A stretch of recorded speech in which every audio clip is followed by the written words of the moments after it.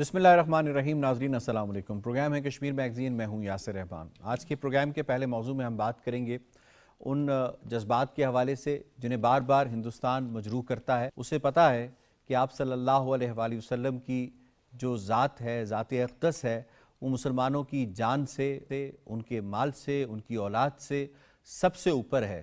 اور مسلمان جو ہے سب کچھ برداشت کر سکتے ہیں، لیکن آپ صلی اللہ علیہ وآلہ وسلم کی شان اقدس میں گستاخی برداشت نہیں کر سکتے. یہی وجہ ہے ایک منصوبہ بند سازش کے تحت پچھلے کچھ عرصے سے بی جے پی RSS کے عہدیدار پہلے یہ کام کرتے رہے. اس کے بعد ان کے مذہبی جو رہنما ہیں، پیشوا ہیں، جو ملعون اشخاص ہیں ائمت سے، وہ یہ کام کرنا شروع ہو گئے ہیں. اور اگر یہ کہا جائے کہ اس کے پیچھے پوری اسٹیٹ جو ہے ان کے ساتھ کھڑی ہے، اس کے تمام آرگنز کھڑے ہیں، تو غلط نہیں ہوگا. ابھی حالیہ ایک واقعہ پیش آیا یاتی نرسنگ آنند کا. یہ غازی آباد میں، یہ یو پی جس کا جو وزیر اعلیٰ ہے وہ یوگی آدتیہ ناتھ ہے، وہاں پہ یہ واقعہ پیش آیا. اور اس واقعے کے نتیجے میں اس شخص نے، اس ملعون شخص نے آپ صلی اللہ علیہ وآلہ وسلم کی شان اقدس میں گستاخی کی، جس سے جذبات مجروح ہوئے ہندوستان میں بسنے والے 22 کروڑ مسلمانوں کے، جس سے جذبات مجروح ہوئے مقبوضہ کشمیر میں بسنے والے مسلمانوں کے. اور ان کا تقاضا یہ تھا، ان کا مطالبہ یہ تھا کہ اس شخص کو، اس ملعون شخص کو جو ہے وہ کیفر کردار تک پہنچایا جا سکے. اب ہوا یہ کہ بلکہ ہونا یہ چاہیے تھا کہ وہاں کی جو عدالتیں ہیں وہ ایکشن میں آ جاتی، وہاں کا قانون کا نظام ایکشن میں آ جاتا، پولیس ایکشن میں آ جاتی. لیکن ہوا اس کے برعکس. یوگی آدتیہ ناتھ نے ایک سٹیٹمنٹ جاری کی اور اس نے پروٹیسٹرز کو کہا کہ اگر انہوں نے امن و امان خراب کرنے کی کوشش کی تو آہنی ہاتھوں سے ان کے ساتھ نپٹا جائے گا.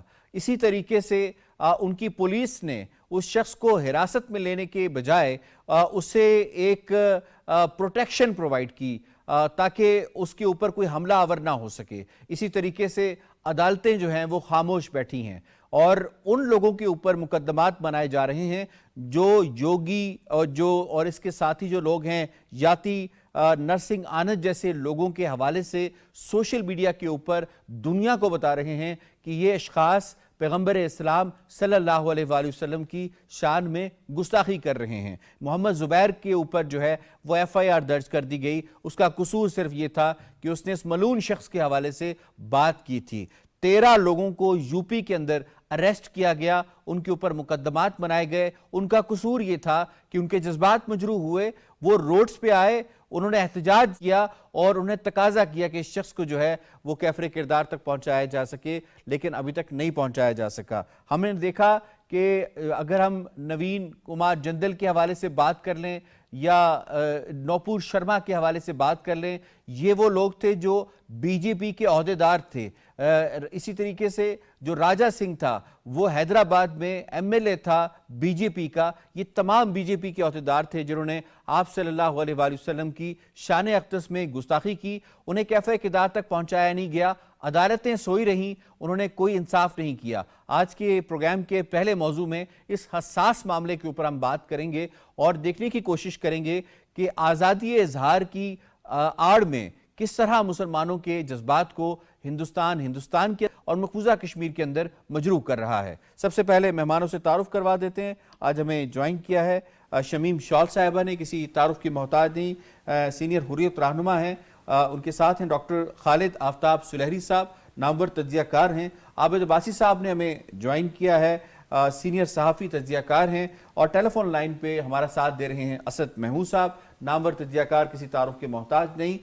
تمام پینلسٹ کو ویلکم کرتے ہیں. اس سے پہلے سوالوں کا آغاز کیا جائے، آپ کو رپورٹ دکھاتے ہیں. مقبوضہ کشمیر میں توہین رسالت کے حالیہ واقعے پر تمام مذہبی سیاسی جماعتیں سراپا احتجاج ہیں. ایک طرف احتجاجی مظاہروں کا سلسلہ زور پکڑ رہا ہے تو دوسری جانب جموں، کشمیر اور لداخ کے 110 علماء کرام اور مختلف مذہبی و سیاسی تنظیموں نے بھارتی وزیر داخلہ کے نام خط میں گستاخ رسول ملعون پجاری یتی نرسنگھانند کے خلاف فوری قانونی کارروائی کا مطالبہ کیا ہے. بھارت میں اقلیتوں خصوصاً مسلمانوں کے ساتھ مذہبی دل آزاری کے واقعات کی داستان بڑی طویل ہے. The report documents how religious freedom and the rights of religious minorities are under threat in communities around the world. For example, in India, the world's largest democracy and home to a great diversity of faiths, we've seen rising attacks on people in places of worship. 60 की दिहाई में दरगाह हजरत बल से मुए शरीफ की चोरी से लेकर BJP के आला ओहदेदार नौपुर शर्मा, नवीन कुमार जिंदाल और मध्य प्रदेश के साधु महानतुराम गिरी महाराज तक शान रिसालत के हवाले से गुस्ताखाना वाकयात पर मुसलमानों के दिल पहले ही छलनी हैं। ऐसे वाकयात का तसलसल मुसलमानों के खिलाफ नफरत और मजहबी जज्बात मजरू करने की सोची समझी मनसूबाबंदी की निशानदही करते हैं। हिंदुत्व नजरिए पर कायम मोदी सरकार अब मकबूजा जम्मू और कश्मीर को भी मजहबी मुनाफरत और फिरकावारियत की आग में झोंके जा रही है। सेकुलर रियासत होने के दावेदार भारत में अक़लियती बिरादरी के लिए मजहबी आज़ादी और इंसानी हुकूक की पामाली हमेशा से एक सवालिया निशान रहा है। मुसलमानों समेत तमाम अक़लियतों के मजहबी अक़ीदे के तक़द्दुस का एहतराम बैनुल अक़वामी क़वानीन और अक़वाम मुत्तहिदा के चार्टर का अहम जुज़्व है, जिस पर हर हाल में अमल दरामद होना चाहिए। रिपोर्ट आपने मुलाहिज़ा की, मैं शामिल करूँगा शमीम शॉल साहिबा, क्या इसे हम किसी तौर पे भी आज़ादी इजहार राय कह सकते हैं जो ये हिंदुत्व नज़रिए के हामिल ये रिलीजियस फंडामेंटलिस्ट कर रहे हैं? सारे दिल अफसरदा है कि तौहीन रिसालत हुई है और भारत जो बकौल दुनिया के कि वो बहुत बड़ी जमहूरियत है, जमहूरियत के नाम पर तमाचा है, इनकी एक रविश रही है। ये आज ही नहीं है, बहुत सालों से है। हम इंटरनेशनली भी देख रहे हैं कि इनके अपने लोग जो है जो इंटरनेशनल फोरम्स में बैठते हैं वहाँ भी ये किसी न किसी तरीके से मुसलमानों के जज्बात को मजरूह करने की कोशिश करते हैं। यही वजह है कि हमने आज से 7 साल पहले एक ऑर्गेनाइजेशन थी जिसको पूरी जो फीड होता है वो इंडिया करता था, उसको सारा जो वहाँ पर मिलते थे प्रोटोकॉल्स वो इंडिया देता था, जो उनके स्पीकर्स थे वो इंडिया होता था। और जब वो इसी तरह की हेटेड स्पीचेस होती थी, इस मुसलमानों के ख़िलाफ़ होती थी, रिलीजियस जो रेस्पेक्ट जो फॉर रिलीजन जो है उसको वो करते थे वायलेट, तो उस पर 6 साल ह्यूमन राइट्स काउंसिल ने पाबंदी लगाई है। और अभी 2 साल पहले वो रेस्टोर हो गया था, अब उसने थोड़ा सा अपने इस अहवाल ठीक कर दिए। हिंदुस्तान में अनफॉर्चुनेटली पिछले 75 साल से लेकर अगर हम देखेंगे मुसलमानों पर ही नहीं, वहाँ सिख हैं, बुद्धिस्ट्स हैं, माइनॉरिटीज़ हैं, जिसमें इनकी अपनी हिंदू माइनॉरिटीज़ हैं, उन पर जिस तरह से ये दावा बोलते रहे हैं, हमेशा कभी गिरजाघरों को गिराया है, कभी अपने उन मंदिरों को जो उनको वो कहते हैं ये पवित्र नहीं है, कि इनके ब्राह्मण्स के मंदिर नहीं है, जहाँ कभी पानी के कुएं पर, तो मुसलमान तो उनके हम हमेशा खटकते रहे हैं। हम देखते हैं 349 कम्युनल राइट्स हो गए मुसलमानों के खिलाफ हिंदुस्तान में पिछले 75 साल में, जब उनके जो घर होते थे जहाँ मुसलमान मेजॉरिटी में होते थे, बिजनेस करते थे, खुशहाल थे, उनको वहाँ से हटाया गया है। गुजरात है आपके सामने, अहमदाबाद है, आप कलकत्ता के कुछ इलाके देखे, आप बेंगलोर में देखे। फिर अब जब से बीजेपी का राज हुआ है, बीजेपी ने कोशिश की है, क्योंकि उनकी एक आइडियोलॉजी है, उसमें वो हिंदुत्व को या हिंदू आइडियोलॉजी को मुसलत करना चाहते हैं, इसीलिए उनने फ्रीडम जो दे दी है अपने प्रीस्ट्स को भी। हालांकि ये कहीं अलाउ नहीं है, कॉन्स्टिट्यूशन इंडिया का पढ़ ले, उसमें तो फ्रीडम ऑफ एक्सप्रेशन के साथ साथ रिलीजियस जिसको रेस्पेक्ट फॉर रिलीजन वो बहुत उसको बड़ा डिफाइन करते। लेकिन इस पर जब बात करते इनके साथ, इनके डेलीगेशंस के साथ लोग बात करते, ये सबसे ज़्यादा जिसको हम कहते हैं तासुब का शिकार है, और किसी न किसी तरीके से मुसलमान को प्रोवोक करके मुसलमानों के जज्बात को जिज करना चाहते हैं, और फिर वो वही कम्युनल राइट्स के लिए एक बहाना बनाते। इसके खिलाफ हिंदुस्तान में लाखों लोग सड़कों पर आए हैं, मुसलमान आए, उनके साथ वो हिंदू आए हैं जो पिस रहे हैं इंडिया में, जिनको आप दलित्स कहते हैं, सिख निकले हैं, इनमें क्रिश्चियंस भी थे शामिल जिन्होंने इसके खिलाफ प्रोटेस्ट किया। और आपने देखा है मकबूजा जम्मू कश्मीर में हज़ारों के करीब इतनी कदगन के बाद लोग निकले हैं। लेकिन ये अगर यूनाइटेड नेशन का चार्टर कहता है, इंडिया का अपना कॉन्स्टिट्यूशन करता है कि रिलीजियस फ्रीडम अलग चीज़ है, रेस्पेक्ट अलग चीज़ है, तो ये क्यों नहीं ये ख्याल करते हैं कि कल अगर इनके, जिनको ये कहते हैं कि हम चूंकि इस पर बिलीव नहीं करते किसी के रिलीजन पर बात करना, अगर इनके खिलाफ कल बात होगी इनके रिलीजन के बारे में, जिसको खुद इंडियन हिस्टोरियन, देखिए सबसे बड़ी अहम बात है, हमें हिंदुस्तान के उन्हीं हिस्टोरियंस को पढ़ना चाहिए जो कहते हैं हिंदुइज्म। लेकिन आज तक कोई ऐसा वाकया नहीं हुआ जिसमें किसी मुसलमान ने किसी भी वहाँ पे जो रिलीजन है, स्पेशली जो हिंदू मज़हब है, उसको कोई तहकीर का निशाना बनाया, क्योंकि हमें खुद भी इस्लाम इससे मना फरमाता है। मैं इसमें शामिल करूँगा डॉक्टर खालिद आफ्ताब सुलहरी साहब, आपको ये फरमाइएगा, ये हाउ डू यू सी ये जो याति नरसिंह आनंद का یہ جو حرکت ہے جو اس نے کی ہے، گستاخی رسول اس نے کی ہے، یہ اس کو ہم آئسولیشن میں دیکھ سکتے ہیں یا ہمیں ایک منصوبہ بند کارروائی نظر آ رہی ہے اور اس کا تسلسل ہے؟ یہ یاتی نرس آنند نے جو ذلیل حرکت کی ہے، اس کے پیچھے مجھے باقاعدہ سے ایک پلاننگ نظر آتی ہے، اور یہ شخص آج سے نہیں بلکہ کئی سالوں سے اس طرح کی حرکات و سکنات میں ملوث ہے، اور صرف جنرلی نہیں، اس کے اوپر کوئی 40 سے زیادہ کیس ہیں۔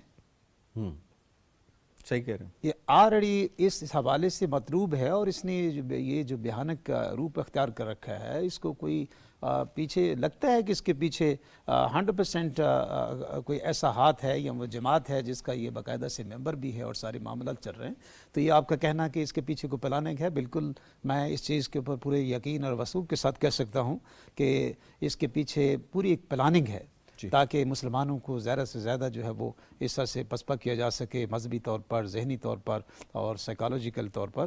لیکن اس کے اوپر جو ایک رسپانس آیا ہے مسلمانوں کا، خصوصاً صرف اسی علاقے سے یا ضلع سے نہیں آیا بلکہ پورے انڈیا کے اندر، مہاراشٹر سے آیا، مہاراشٹر سے آیا ہے، انہوں نے بے شمار اس کے اوپر زبردست قسم کا پروٹیسٹ کیا ہے اور اس کی مذمت کی ہے اور اس کی ہر طریقے سے حوصلہ شکنی کی ہے۔ اور یقینی طور پہ ایسے جو ملعون قسم کے لوگ ہوتے ہیں جن کو اپنی کسی کے مذہب کا احساس نہیں ہے، کسی کی معاشرت کا احساس نہیں ہے، کسی کی سماجت کا احساس نہیں ہے، ایسے شخص قابل مذمت ہوتے ہیں، اور میں سمجھتا ہوں کہ جو مذمت کی گئی ہے اس سے بھی آگے بڑھ کے اس کو سزا ملنی چاہیے۔ ٹھیک، انڈیا ایکٹ، جو انڈین پینل کوڈ آرٹیکل 295 کے تحت ایسے لوگ جو اس طرح کے ملوث ہوتے ہیں کارروائیوں میں، لیٹ سے کسی ریلیجیس پلیسز کو گراتے ہیں، مساجد کو جس طرح انہوں نے نقصان دیا ہے۔ حیرت کی بات یہ ہے کہ میں حیران ہوں کہ بی جے پی گورنمنٹ کے اندر انہوں نے کوئی 500 سے زیادہ،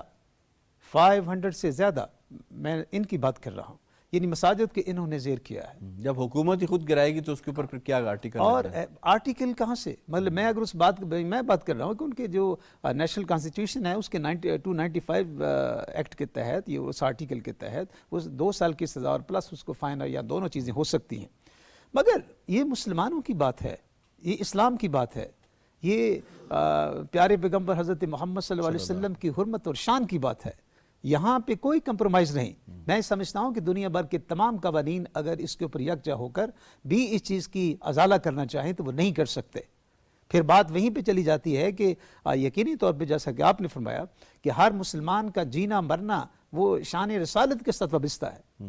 دنیا والوں کو اس چیز کو باور کر لینا چاہیے اور چیز کو راسخ کر لینا چاہیے اپنے سوچ کے اندر، اپنے عقیدوں کے اندر۔ اس چیز کا اندازہ ہے، یہی وجہ ہے کہ وہ بار بار یہ کام کر کے مسلمانوں کے جذبات کو مجروح کرتے ہیں، انہیں اذیت دیتے ہیں۔ بالکل ایسا ہی ہے، ان کو اس چیز کا احساس ہے۔ یہی وجہ ہے کہ یہ سفر صرف انڈیا میں نہیں ہے، یہ سفر بڑی راسخ عقیدے کے ساتھ کشمیر، مقبوضہ کشمیر کے اندر بھی ہے۔ وہاں پہ انہی چیزوں کو بنیاد بنا کے مسلمانوں کو اور خصوصاً کشمیریوں کو تعاقب کیا جاتا ہے، ان کو زیر کیا جاتا ہے، ان کو قتل عام کیا جاتا ہے۔ تو میں یہ سمجھتا ہوں کہ یہ جو اسلام کی اساس جو ہے، یہ ان کو پتہ ہے کہ اسلام کی پہلی اساس ہی ہمارا پیارا پیغمبر ہے۔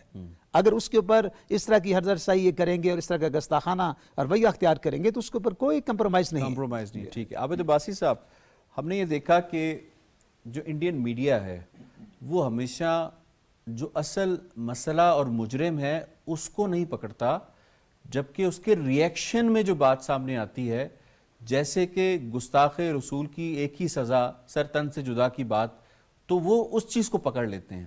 ہاؤ ڈو یو سی کتنا ڈوسائل کردار ہے انڈین میڈیا کے اس سارے پروسیس کے اندر، اور جو صحافت ہونی چاہیے کیا انڈین میڈیا وہ صحافت کر رہا ہے؟ لاسٹ اگر 10 سال کا یا 11 سال کا تجزیہ کریں تو انڈین میڈیا نے ہمیشہ اس لائن کو ٹو کیا یا اس پر چلی ہے جو بی جے پی نے اس کو دیا۔ میں گورنمنٹ کی بات سے ہٹ کے ایک بی جے پی کی لائن، ایک دو ٹی وی چینل کو چھوڑ کے بات، جو تمام نیشنل وہاں کا میڈیا ہے، اس نے جو دلی سرکار کی لائن تھی اس کو ٹو کیا۔ اس کے بعد یہ ہوا کہ جو زبان بی جے پی بولتی ہے ہندوتوا کی پالیسی کو لے کر، وہی انڈین میڈیا جو ہے بول رہا ہے۔ اب افسوسناک پہلو یہ ہے، آپ دنیا بھر کے جتنے ممالک ہیں اور ان کے ہاں جو مذاہب کی قدر ہے، اور جس طرح آپ پاک ہستیوں کی یا مقدس ہستیوں کی بات کرتے ہیں، تو حضور صلی اللہ علیہ وسلم پر آپ اگر مذہب کی بنیاد پر آپ دیکھیں تو مسلمانوں کے پاس ایک وہ شخصیت ہے جس پر کسی طرح سے بھی کوئی شخص کو بات کرتا تو کسی بھی صورت ناقابل قبول ہے. اور ایسی گستاخی وہ جان بوجھ کر، چونکہ جس طرح ڈاکٹر صاحب آپ بات کر رہے تھے، وہ اس لحاظ سے کی جاتی ہے کہ وہ مسلمانوں کو ٹارگٹ کیا جا سکے اور ان کو اشتعال دلوایا جا سکے. انڈیا کے اندر مسلمان چونکہ اقلیت میں ہیں، اور وہی صورتحال آگے چل کر جو باقی اقلیت وہاں بستی ہیں، جس طرح سکھ ہے، دلت ہے یا شیڈول کاسٹ ہیں، تو جو ہندوتوا کی پالیسی ہے وہ ان تمام اقلیتوں کو زیر کرنے کے لیے انہوں نے اپنائی ہے اور اپنائی جا رہی ہے. اس کے پیچھے اگر آپ دیکھیں ہندوتوا کی پالیسی ہے، اور ہندوتوا کی پالیسی جس طرح وہاں پر کوئی ہندو سے ہٹ کر نہیں رہ پائے گا، یا وہاں پر کوئی بھی جو ہے شیڈول کاسٹ نہیں، کوئی دیگر مذاہب نہیں ہوں گے، تو یہ وہاں پر ایک عمل ہے. دوسرا جو خاص کر ہم نے اس عرصے کے اندر دیکھا ہے وہ یہ کہ ابھی حالیہ اگر آپ دیکھیں جموں کشمیر کے اندر جس طرح گو پورے بھارت کے اندر، لیکن جموں کشمیر کے علماء نے جس طرح آواز اٹھائی، وہاں کے لوگ باہر نکلے، اور وہاں جموں کشمیر کے اندر ایک آل مذاہب ایک پلیٹ فارم ہے جس کو ایک سکھ آر کے کلاسٹرا جو ہے وہ ریپرزینٹ کرتے ہیں، انہوں نے بھی آواز اٹھائی، اور انہوں نے اس معاملے میں بڑے کھل کر ان تمام یعنی مظاہرین، مسلمان مظاہرین کے ساتھ اظہار یکجہتی کیا، اور یہ پیغام دیا انڈیا کو کہ آپ کسی مذہب کی بنیاد پر آپ تقسیم نہیں کر سکتے. اور دیکھیے ہم جہاں پر ہم یہ چاہتے ہیں، یعنی اسلام دیگر مذاہب کے جو ماننے والے ان کا احترام کرتا ہے، لیکن اظہار رائے کا ہرگز مطلب یہ نہیں ہے کہ انڈیا کے اندر آپ اظہار رائے کا حق اگر کسی کو حاصل ہے تو اس بنیاد پر کسی کے مذہب کی تعزیہ کر دے اور پھر اس کے ساتھ ساتھ وہ جو ہے وہ گستاخی کر دے. یہ کہیں بھی دنیا کے کسی قانون کے اندر اس طرح کی اظہار رائے کی آزادی کسی کو حاصل نہیں ہے، اور نہ اس بنیاد پر کسی کو یہ آزادی دی جا سکتی ہے کہ وہ محض اپنی اکثریت کی بنیاد پر اقلیت کے مذاہب کو کچلنے کی طرف کتنا ان اشخاص کا، ان ملعون لوگوں کا اعتماد بڑھا ہے جب یہ دیکھتے ہیں کہ یوگی آدتیہ ناتھ مسلمانوں کو ملائن کر رہا ہے، جو ہے نریندر مودی ملائن کر رہا ہے، امت شاہ ملائن کر رہا ہے، جو ان کے بڑے ہیں وہ مسلمانوں کو کہتے ہیں کہ یہ تو کیڑے ہیں مکوڑے ہیں. تو جب ان کو دیکھتے ہیں یہ لوگ تو ان کا کتنا اعتماد بڑھا ہے، اور جو کچھ آج ہو رہا ہے کیا یہ انہی پالیسیوں کا شخصانہ نہیں ہے؟ دیکھیے میں دو طرح کی چیزیں دیکھتا ہوں. ایک یہ ہے کہ جب بی جے پی پورے زور کے اندر تھی تو اس نے تمام دیگر مذاہب کو یا اقلیتوں کو یا لوگوں کی اس سوچ کو جو ایک ڈسینٹنگ وائسز تھیں یا اپنے مذاہب کے اور عقائد کے مطابق چل رہے تھے ان کو کچلنے کی طرف پوری ایک پالیسی اپنائی. اور اس کا نتیجہ کیا ہوا؟ ایک ری ایکشن جو ہے مسلسل بڑھتا گیا. اور لاسٹ الیکشن آپ نے بھارت کے اندر دیکھے کہ وہاں پر وہ اپوزیشن جو ماضی میں بہت کمزور تھی، اب کی بار جو ہے وہ ایک مضبوط اپوزیشن کے طور پر سامنے آ سکی. یہ جو ہندوتوا کی پالیسی امپلیمنٹ کرائی جا رہی تھی بھارت کے اندر، یہ اس کے اگینسٹ ایک لوگوں نے کھل کر وہاں کے جو امن پسند کر لیں یا انصاف پسند، یا وہ لوگ جو یہ چاہتے تھے کہ ہندوتوا کی پالیسی کسی صورت قابل قبول نہیں ہو سکتی، انہوں نے ووٹ کیا، اور اس کے نتیجے میں ایک اپوزیشن جو ہے اسٹرانگ. آج بی جے پی اپنی جگہ، لیکن مجھے بی جے پی کمزور ہوتی نظر آئی سارے عرصے میں، پچھلے الیکشن سے لے کر حالیہ جو ایک ڈرامہ کھیلا گیا جموں کشمیر کے اندر الیکشن کی صورت میں، اس میں بھی سخت جو ہے وہ ناکام نظر آئی. تو ایسے حالات میں جہاں ایک مضبوط دھڑے یا جہاں پہ ان ایسے لوگوں کے پیچھے وہ لوگ کھڑے ہوتے ہیں جو جن کے ہاں طاقت ہے یا اقتدار کی راداریوں میں جن کو سپورٹ حاصل ہوتی ہے، تو پھر اس پشت پناہی کی صورت میں وہ لوگ دوسرے کے جذبات کو مجروح کرتے ہیں، اور یہ ہمیشہ پالیسی کے تحت ہوتا ہے. آپ اور اس کے پولیٹیکل موٹیوز بھی ہیں، آپ صحیح فرما رہے ہیں. اگر آپ کی اجازت ہو تو میں اسد محمود صاحب کو شامل کروں گا. اسد محمود صاحب فرمائیے گا، ہم نے دیکھا کہ وہ نوین کمار جندل ہو، نوپور شرما ہو، یا حیدرآباد سے تعلق رکھنے والا ملعون ایم ایل اے ہو بی جے پی کا، ان تمام لوگوں کو ایک تو ان میں قدر مشترک یہ تھی کہ ان تمام لوگوں کا تعلق R S S B J P سے تھا، اور جب ان کے اوپر ایف آئی آرز دکھانے کے لیے بنائی گئیں، جب پریشرز ایکسٹرنلی پڑا جو ہمارے مختلف مسلمان ممالک ہیں ان کی جانب سے بھی، تو ان کو ایف آئی آر تو ان کے اوپر درج کی گئی، لیکن آج تک کبھی کسی کو سزا نہیں ہوئی. تو کیا اس شخص کو، جس ملعون شخص کو جس کے اوپر ایف آئی آرز تو درج کر دی گئی ہیں، کیا اس کو سزا کبھی ملے گی؟ اور اگر سزا نہیں ملتی تو ہندوستان کا جو نظام ہے वो किस कदर बाइस्ड हो चुका है, उनकी अदलिया कितनी बाइस्ड हो चुकी है? बिल्कुल, मैं समझता हूँ कि इस वक्त अब सही मानों में एक हिंदुओं की उस तरह की हुकूमत है कि जहाँ वो किसी और का नाम सुनना नहीं चाहते। यानी आप आरएसएस का नाम लिया, बीजेपी का लिया, बेसिकली बीजेपी आप कहने को तो कह सकते हैं कि जी ये इनका आरएसएस का बेसिकली पॉलिटिकल विंग है, बट एक्चुअली देखा जाए तो इंडिया को ये आरएसएस जो है वो रूल कर रही है, जो कि कट्टर हिंदू हैं। वो किसी और मजहब को किसी तरह भी नहीं देखना चाहते इंडिया के अंदर। उनके आप कलर देख लो, उनकी पॉलिसीज देख लो, वो उनका ये कहना है कि जो तमाम लोग इंडिया के अंदर बसते हैं उनको हिंदू रिचुअल्स के अंदर, हिंदू कल्चर के अंदर एक लिहाज से जाना होगा। इसके ऊपर तो वो कोई कंप्रोमाइज करने को तैयार नहीं है। और जितनी सूरत हाल ये बिगड़ी है ओवरऑल इंडिया के अंदर, स्पेशली अगर मजहबी अदम रवादारी की बात करते हैं, तो आप ये कह सकते हैं इसका जो डिस्क्रेडिट है सर्टली वो तो जाता है बीजेपी को या नरेंद्र मोदी की। आप ये बात करें, इसमें तो कोई शक वाली बात है ही कोई नहीं। और अगर आप देखें नरेंद्र मोदी को लें, ही वॉज दी वन जो मुसलमानों के खिलाफ गुजरात में जो कुछ हुआ, अमित शाह वहां पे उसका इंटीरियर मिनिस्टर था, वही दो लोग जो हैं वो चल के आप सेंट्रल गवर्नमेंट के अंदर आ गए हैं। और उसको ये 11वां साल है, they are running everything there in India. तो एक तो ये देख लें। दूसरी चीज ये है, हिंदू इंतहा पसंद, मैं आपसे ये कहूंगा, जो कट्टर हिंदू हैं, अपने आप को फील करते हैं कि दलितों से भी उनका कोई ताल्लुक नहीं है, दे आर दीवान जो हुक्मरानी के लिए एक्चुअली पैदा हुए हैं, दे फील कि जी वो लोग हैं जो कि आप उनको इस्टेब्लिशमेंट के अंदर भी, जुडिशरी के अंदर भी, मैनेजमेंट के अंदर भी हर जगह पे उनका असर और रसूख देखते हैं। जो आपने भी बुनियादी सवाल मेरे से किया, इसी सूरत के अंदर जितनी FIR इंडिया के अंदर हो जाएं इस तरह के, मतलब उन लोगों के ऊपर अब तक तो किसी को सजा मिली नहीं है। और इवन ये शख्स जो है, इसकी अगर हम बात करें, ये जो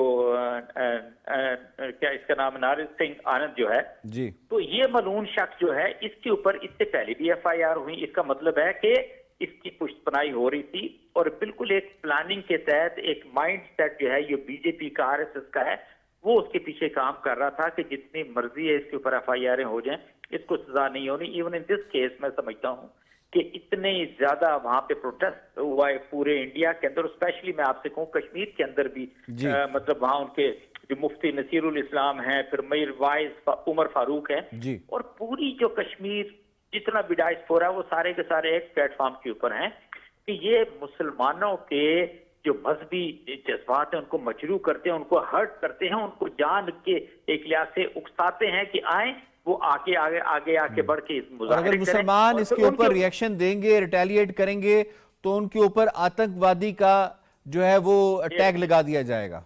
जी बिल्कुल ऐसा ही है। और ये कुछ आप एक लिहाज से देखते चले आ रहे हैं। एक और चीज देखें, ये सब कुछ हो रहा है, मतलब आप बिल्कुल, हमारे एक दोस्त हैं, उन्होंने बात की कि क्या आज तक आपने किसी मुसलमान को देखा इंडिया के अंदर कि जो उनके हिंदू रिचुअल्स में किसी के खिलाफ को किसी तरह की कोई बात ऐसी की हो या उसके खिलाफ बात की हो? No, it is always being done basically the hard और RSS पीपल जो उनके पीछे होते हैं, कि वो उनको उकसाते हैं, वो उनके पीछे खड़े होते हैं, सरकार उनके पीछे खड़ी होती है, पुलिस उनके पीछे, जुडिशरी उनके पीछे, उनको किसी तरह तो सजा एक लिहाज से होती नहीं है। तो वो एक जो माइंड सेट उन्होंने अपना बनाया हुआ है कि चाहे मजहब है, सर्टली अगर मुसलमानों की बात करते हैं, हमारे तो हुजूर अकरम सल्लल्लाहु अलैहि वसल्लम की जो जात है वो तो उससे बढ़ के तो दुनिया की कोई एक लिहाज से हस्ती सामने आती नहीं है, और उसके ऊपर तो हम हर चीज पे, मतलब मैं समझता हूँ कि कुर्बान करने के लिए तैयार हैं। एंड दैट इज जिसको कहते हैं वो कोर इश्यू है, वो उस चीज के ऊपर मुसलमानों को हर्ट करते हैं। और it is not only Muslim की अगर आप बात करें, तो आप नटशल में यही कहना चाहेंगे कि इस शख्स को, इस मलून शख्स को सजा नहीं मिलेगी क्योंकि पूरी रियासत इसके साथ खड़ी है? Here it is, why? Because देखिए ना, पूरी दुनिया तो ख्वाबे खरगोश के अंदर है, पूरी दुनिया का कोई प्रेशर इंडिया के ऊपर नहीं है, 150 करोड़ की आबादी है। ठीक, आपका पॉइंट आ गया, पॉइंट वेल टेकन जी। प्रोग्राम में दूसरे मौजू की जानिब हम बढ़ेंगे। दूसरा मौजू है हिंदुस्तानी अफवाज के हवाले से। हिंदुस्तानी अफवाज अगर उसकी बात कर ली जाए तो उनका मोराल इस वक्त बहुत ज़्यादा लो हो चुका हुआ है, क्योंकि उनके पास मकसदियत नहीं है उस फ़ौज के अंदर और अफवाज के अंदर सर्व करने की, जिसके नतीजे में हम आए रोज़ देखते हैं कि हिंदुस्तानी फ़ौज के अंदर और बिलुमूम इनकी बाकी जो अफवाज हैं उसके अंदर जो है वो ख़ुदकुशी के ट्रेंड्स उनमें इंक्रीज़ आ रहा है। अगर हम डेटे के हवाले से बात करें तो अल अरबिया न्यूज़ के मुताबिक जो डेटा सामने आया है कि भारतीय फ़ौज में हर तीसरे रोज़ खुदकुशी होती है, जबकि सालाना जो है 100 से ज़ायद खुदकुशियाँ की जाती हैं।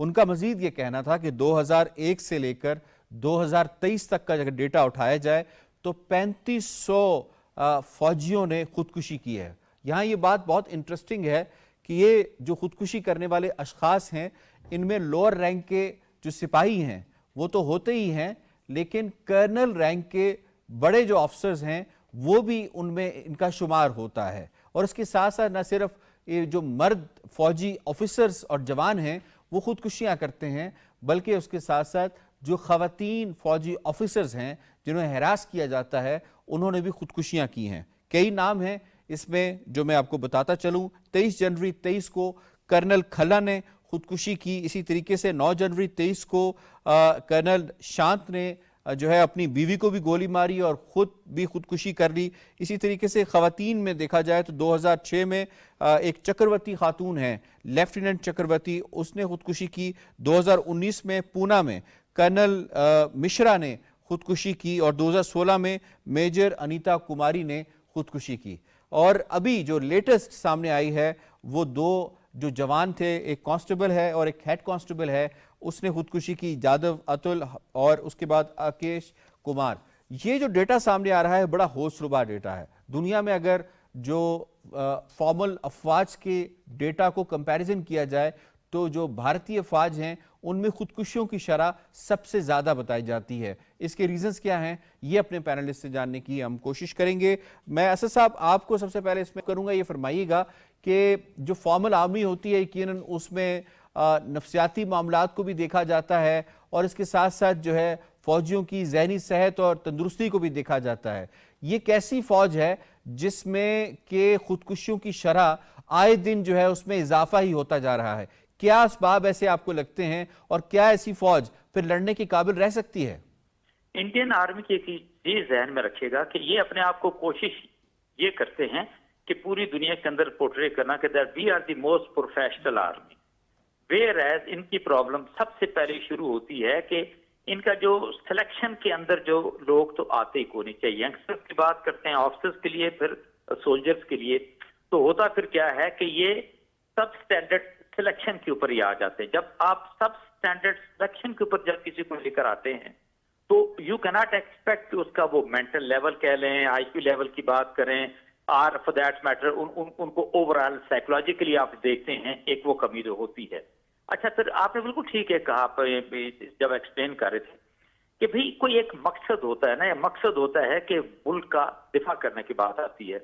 अब 10 लाख फौज उन्होंने लगाई है कश्मीर के अंदर, किस चीज का दिफा कर रहे हैं? यानी 80 लाख हमारे कश्मीरी भाई बहन है, उसके पीछे उन्होंने 10 लाख फौज को एक लाख से लगाया हुआ है। इनकी बहादुरी का हाल ये है कि चाइना आता है बगैर किसी वेपन के, उनके सोल्जर्स आते हैं because they have a purpose in their mind, और उनको मार मार के वो यानी उनको खत्म भी कर देते हैं। सारी रात उनकी लाशें पड़ी रहती हैं, जख्मी पड़े रहते हैं। And the most professional army जो कि इंडियन फिल्मों के अंदर आप देखते हैं, वो अपने लोगों को पूरी रात उठा नहीं सकते, अपने जख्मियों को उठा नहीं सकते, और चाइना कितना अंदर इन्ग्रेस कर गया एवरीबडी नोज अबाउट इट। जहां तक दूसरी देखें ना, आप सोचें कि 3500 लोगों ने को पिछले 22-23 सालों के अंदर खुदकुशी की। यू कैन से कि 5 बटालियन ओवरऑल अगर देखा जाए तो वो खुदकुशी कर चुकी है इंडियन आर्मी की। आप इमेजिन करें, पिछले 5 सालों की मैं आपसे बताऊंगा, पिछले 5 सालों में 655 खुदकुशी हुई है इन लोगों के अंदर, जिसमें ऑफिसर्स क्लास भी शामिल है, सोल्जर भी शामिल हैं। और उससे देखें एक जो सेंस ऑफ डिससेटिस्फेक्शन आप कहते हैं, 50,000 से ज्यादा लोगों ने रिजाइन किया। दैट मीन के 10,000 रेजिग्नेशन एवरी ईयर जी। तो जिस फौज का ये हाल हो कि 5 साल का ये डाटा, 20 साल 22 साल का ये data, you can make out कि उनकी अपनी मेंटल स्टेट क्या है, वो किस तरीके से लड़ सकते हैं किसी तरीके से। और स्पेशली आपने कहा थी क्योंकि स्पेशली लखनऊ के अंदर अगर पहुंच गया, दे आर दीवान को जो कि ऑन ग्राउंड सही मानों में फाइट करते हैं।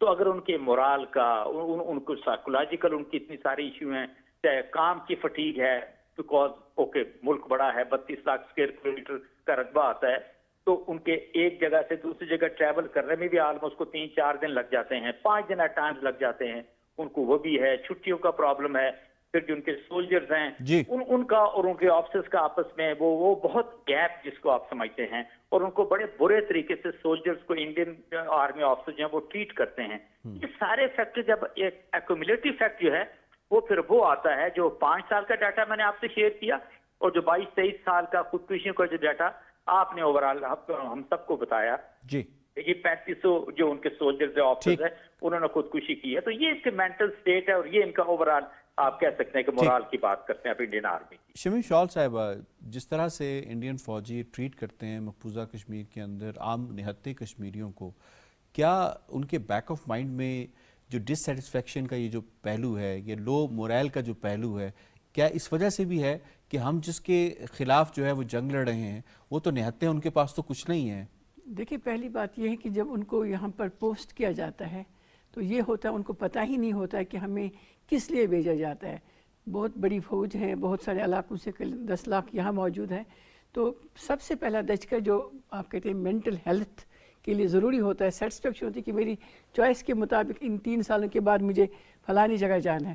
ان کو یہ کہا جاتا ہے کہ الیکشن کو آپ نے کرنا ہے مانیٹر، وہاں نہتے لوگوں کے سامنے آپ ان کو کھڑا کر دیتے ہیں. یہ بھی فیملی والے ہوتے ہیں، ان کے بھی بچے ہوتے ہیں. پہلے آپ یہ دیکھیں کہ ان کی جو سلیکشن ہوتی ہے، یہاں ہمارے یہاں ایک ٹرینڈ ہے کہ جو بہت ہی ذہین ہوتے ہیں یا تو وہ آرمی میں جاتے ہیں یا تو وہ ڈاکٹر انجینئرنگ کے لیے جاتے ہیں. غربت کا یہ عالم ہے کہ ہندوستان میں بچوں کو اگر کہیں نہیں جانا ہے تو فوج میں جاؤ گے کم سے کم وہ تو ایک مینٹل ہیلتھ کی بھی یہ بھی پوزیشن ہوتی ہے کہ وہ اتنے انٹیلیجنٹ نہیں ہوتے ہیں. لوور رینک کے جو آفیسرز وہ فوجی ہوتے ہیں. پھر کشمیر میں جب یہ آتے ہیں وہاں ان کو سامنے بٹھایا جاتا ہے جیسے کریک ڈاؤن ہو جاتا ہے، کیونکہ ابھی تو ہو رہا ہے، اس کا یہاں چرچا نہیں ہوتا ہے. کریک ڈاؤن کے دوران جب دیکھتے ہیں خواتین اور بچے خود انہوں نے کتنی بار لوگوں کے سامنے یہ کہا کہ ہم کچھ نہیں کریں گے، آپ بیٹھے رہیں، ہماری ڈیوٹی ہے، ہم کیا کریں. پھر ان کی تنخواہیں اتنی کم ہیں، ان کو بونس نہیں ملتا ہے. جو بڑے بڑے آفیسرس ہیں ان کو بونس ملتے ہیں، ان کو کیونکہ آپ نے دیکھا ہوگا ان کو آپ کو میراث کیا ملی ہے. کشمیر پولیس اور ہندوستان آرمی کے خلاف یہ بھی جنگ ایک بار چھڑی ہے کشمیر کے اندر کہ اگر انہوں نے کسی کشمیری کو پکڑا ہے اس کو چھڑانے کے لیے جو 10 لاکھ روپے گھر والوں سے مانگتے میں لوں گا کہ آپ لوں گے. 2 ڈپارٹمنٹ کے درمیان یہ بھی جنگ ہوتی ہے. پھر ان کی جو دوسری چیزیں ہوتی ہیں، گھر سے پریشر ہوتا ہے. 2 سال ان کو چھٹی نہیں ملتی ہے، یہ گھر نہیں جاتے ہیں، تو یہ بھی ایک پریشر ہوتا ہے. پھر سب سے بڑا اہم جو کرنل صاحب نے کہا ہے کہ ان کے اوپر جو دباؤ ہوتا ہے اپنے آفیسرز کا، وہ ان کو بالکل ایسے ہی جیسے وہ ہم نہیں کہتے ہیں جو لو کاسٹ کے ہندو ہیں ان کی طرح، دلتس کی طرح ان کو ٹریٹ کرتے ہیں. تو یہ پھر ذہنی آپ کو پتہ ہے ایک انسان کی سائیکی جو ہوتی ہے وہ میں ڈاکٹر صاحب آپ کو انوالو کریں گے. فرمائیے گا کہ جس قسم کے جینوسائیڈ میں مقبوضہ کشمیر کے اندر انڈین فوج کو انوالو کیا گیا ہے، اس کے بعد جو ان کی ذہنی حالت ہے اور خودکشیوں کی جو حالت ہے، کیا یہ نیچرل فینومینا نہیں ہے؟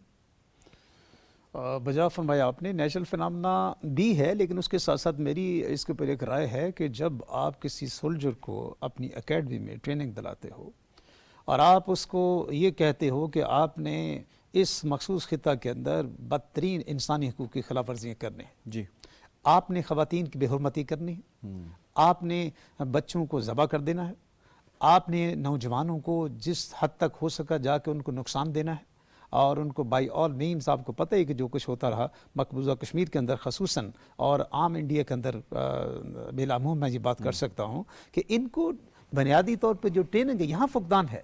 انڈیا کی جو اکیڈمی ہے اس کے اندر فقدان ہے. آپ اگر اپنی فوج کو یہ تربیت نہیں دیتے کہ آپ نے اپنی ڈیوٹی کے دوران انسانوں کا خیال بھی کرنا ہے، آپ نے ان کے بنیادی حقوق کا بھی خیال کرنا ہے. جب کوئی فوجی کسی خاتون کی، جوان خاتون کی بے حرمتی کرتا ہے تو اس کو اپنی ماں، بہن، بیٹی تو یاد آتی ہوگی. جب وہ کسی بچے کو ذبح کرنے کی کوشش کر رہا ہوگا تو اس کو تو یاد آتی ہوگی، اپنے بچے یاد آتے ہوں گے. اور اس کے ساتھ ساتھ ہی وہ تمام سائیکالوجیکل امپیکٹ کے ساتھ ساتھ جیسے پہلے ہمارے دوست نے کہا کہ اس کے اندر ان کو بنیادی سہولتوں کا فقدان، ٹھیک، ان کو بنیادی سہولتوں کا فقدان ہوتا ہے. وہ ہم دیکھ رہے ہیں کچھ پہلے جو ویڈیو سامنے آئی تھی جس میں کھانے کے حوالے سے بھی ان کو پرابلم تھے. بھائی صاحب میں آپ کو شامل کروں گا، یہ فرمائیے گا کہ جو جس طرح کی کھلی چھوٹ مقبوضہ کشمیر کے اندر انڈین فوجی بالخصوص آفیسرز کو دی گئی ہے. کچھ عرصہ پہلے ایک ویڈیو وائرل ہوئی تھی ایک ڈار نامی کشمیری کی جس کو ہیومن شیلڈ بنا کے ٹرک کے آگے باندھ کے جو ہے وہ لے جایا گیا تھا. وہ جو مینٹل سٹیٹس ہے مانسٹر بننے کا، جب وہ کشمیریوں سے ہٹتے ہیں تو اپنے جو سبارڈینیٹس ہیں ان کے اوپر آتے ہیں. کس قدر یہ ایک اہم فیکٹر ہے ان خودکشیوں میں جو کچھ ہو رہا ہے؟ یاسر صاحب اس میں نا آپ ایک بنیادی ہم اگر دیکھیں لفظ ہے پست ہمتی جو آپ کے مورال کو ڈاؤن کرتا ہے. آپ کسی مقصد کے لیے باہر نکلتے ہیں نا, فوج بنائی جاتی ہے مقصد کے لیے, آپ یا تو اپنے لوگوں کی حفاظت کرتے ہیں یا اپنی سرحد کی حفاظت کرتے ہیں. آپ نے جب یہ طے کر لیا کہ جو لوگ وہاں پہ رہتے ہیں آپ نے ان پر ظلم کرنا ہے تو آپ کسی حد تک جائیں گے. ایک وقت واپس آتا ہے کہ جب آپ کو یہ ہونے لگتا ہے احساس, اور یہ آپ کے اندر ایک بات پیدا ہونے لگتی ہے کہ جو میں کر رہا ہوں وہ ٹھیک نہیں ہے, اور پھر اس کا نتیجہ کیا نکلتا ہے جب دوبارہ سے اس کو وہ آرڈر کیا جاتا ہے کہ آپ ایسا کریں تو وہ شاید وہ آگے سے ریئیکٹ تو نہیں کر پاتا, لیکن اس کے اندر وہ ہمت نہیں ہوتی کہ جو ایسا کر پائے. اس کے سب کانشیس میں یہ بیٹھ جاتی ہے. دوسری بات جو امپورٹنٹ بات ہے وہ یہ دیکھیے کہ وہاں پر اس طرح کی فیسلٹی جو ہے وہاں رینکرز کو نہیں حاصل, سوائے اس کے ایک سرٹن جو ان کی ملٹری کے اندر قیادت ہے یا جو ان کے افسران ہیں ان تک وہ حاصل ہے, نیچے حاصل نہیں. اور پھر ان کو سب سے زیادہ بڑا جو خوف ہوتا ہے, آپ جہاں تک آپ اس کے ڈیٹے کا ذکر کر رہے تھے, آپ دیکھیے کہ جو 35 یا 3300 کے قریب آرمی پرسنلز جنہوں نے خودکشیاں کی ہیں اس میں 1150 کے قریب تو کشمیر کے اندر خودکشی کرنے والے لوگ ہیں. یہ دو جو